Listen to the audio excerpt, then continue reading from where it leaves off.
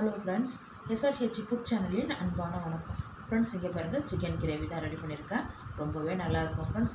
எல்லா வகை சாதத்துக்கும் சைட் டிஷ்ஷாக வச்சு தொட்டு சாப்பிட்றதுக்கு ரொம்ப நல்லாயிருக்கும் ஃப்ரெண்ட்ஸ். வாங்க ஃப்ரெண்ட்ஸ், வீடியோக்குள்ளே போகலாம். இங்கே பாருங்கள், ஒரு குழம்பு கரண்டி அளவுக்கு எண்ணெய் விட்டுருக்கேன். 1/4 டீஸ்பூன் கடுகு உளுத்தம்பருப்பு, 1/2 டீஸ்பூன் சோம்பு, ஒரு துண்டு பட்டை, 3 கிராம்பு. இப்போ நல்லா பொரிய ஆரம்பிச்சிடுது. 3 வெங்காயம் நீள் வாட்டத்தில் கட் பண்ணி வச்சுருக்கேன். வெங்காயம் நல்லா வதங்கட்டும். பாதி அளவுக்கு வெங்காயம் வதங்கினா போதும். இது பாருங்கள், சிக்கன் எடுத்துருக்கேன். க்ளீன் பண்ணி வாஷ் பண்ணி எடுத்துகிட்டு வந்திருக்கேன் சிக்கனை.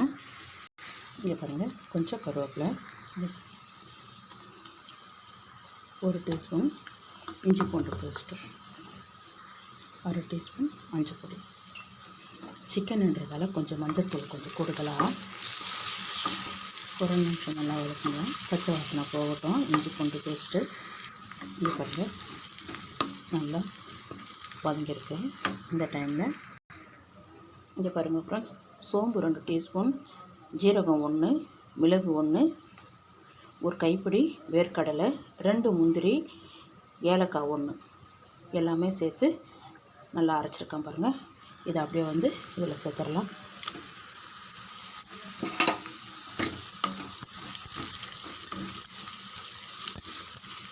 இது ஒரு 3 நிமிஷம் நல்லா வதங்கிட்டோம்.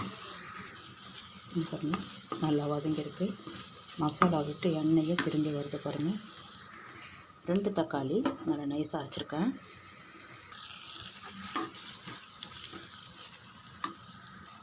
இது பாருங்கள், கார மிளகாத்தூள் 1 டீஸ்பூன், நம்ம வீட்டு குழம்பு மிளகாத்தூள் 4 டீஸ்பூன் சேர்த்துருக்கேன். எல்லாமே நல்லா சேர்த்து ஒரு 5 நிமிஷம் வதக்குங்க. தீ வந்து குறைச்சிடணும். மசாலா சேர்த்தோடனே தீயை வந்து குறைச்சிடுங்க ஃப்ரெண்ட்ஸ். அப்படியே சேர்த்துருங்க. இப்போ இந்த ஜாரில் இருக்கிற கொஞ்சம் தண்ணி மசாலா நல்லா வதக்கி விடுவோம்.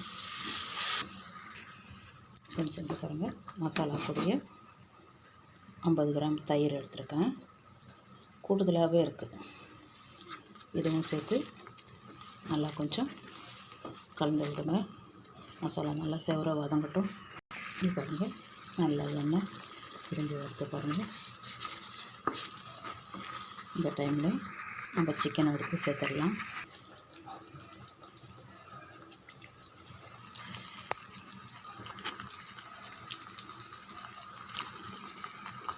இது பாருங்கள் ஃப்ரெண்ட்ஸ், சிக்கன் எல்லாம் சேர்த்தாச்சு.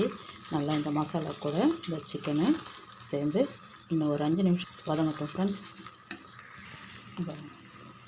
இந்த சிக்கனுக்கு தகுந்த உப்பு, கல் உப்பு. காரத்தூள் நான் கம்மியாக சேர்த்துருக்கேன், குழம்பு தூள் தான் அதிகமாக சேர்த்துருக்கேன். கலந்து விடுங்க. பாருங்கள், ரெடி ஆகிடுது. இந்த டைமில் 1 டம்ளர் தண்ணி ஃபஸ்ட்டு விடுங்க, அதுக்கப்புறம் கலந்து விட்டுட்டு ரெடி பண்ணிக்கலாம். இங்கே பாருங்கள், எல்லாமே நல்லா கலந்து விட்டாச்சு.